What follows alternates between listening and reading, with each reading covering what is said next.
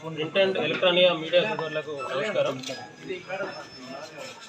దాట్ల గ్రామానికి చెందిన గుండగాని హరీష్ అనే వ్యక్తి ఎకరా 28 గుంటలు దంతాలపల్లి గ్రామంలో కొనుగోలు చేసి రిజిస్ట్రేషన్ కొరకు మయాబాద్ ఆఫీస్కి ఎస్ఆర్ఓ ఆఫీస్కి మార్చి మొదటి వారంలో రాగా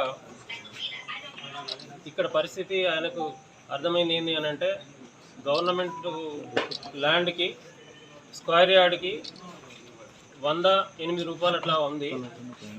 ఎస్ఆర్ఓ గారికి 200 రూపీస్ చొప్పున ఇస్తేనే ఆ స్లాట్ బుక్ చేసుకోవాలా, రిజిస్ట్రేషన్ అవుద్ది అని చెప్పి ఆఫీస్లో తెలియజేయడం జరిగింది. సో అతనికి ఇవ్వడం ఇష్టం లేక వరంగల్లో ఉన్న మా ఆఫీస్కి వచ్చి కంప్లైంట్ చేశాడు. మొన్నటి రోజు వచ్చి మళ్ళీ అడిగాడు.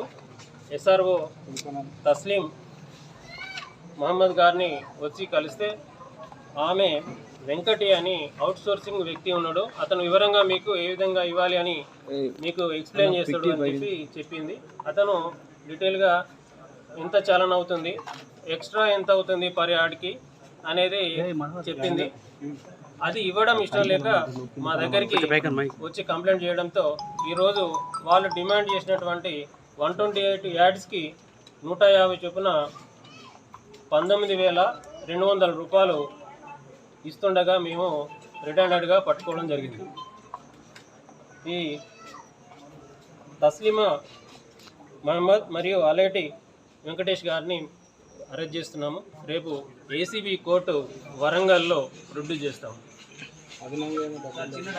అలాగే అతన్ని హరీష్ గారు ఇచ్చిన డబ్బులు అవుట్ సోర్సింగ్ పర్సన్ అయినటువంటి వెంకటేష్ గారి దగ్గర దొరికినాయి. ఆ అమౌంట్తో పాటు దాదాపు 1,72,000 రూపాయలు ఒక 20 వ్యాట్స్ కూడా దొరికినాయి. అవి కూడా అన్అకౌంటెడ్ మనీ.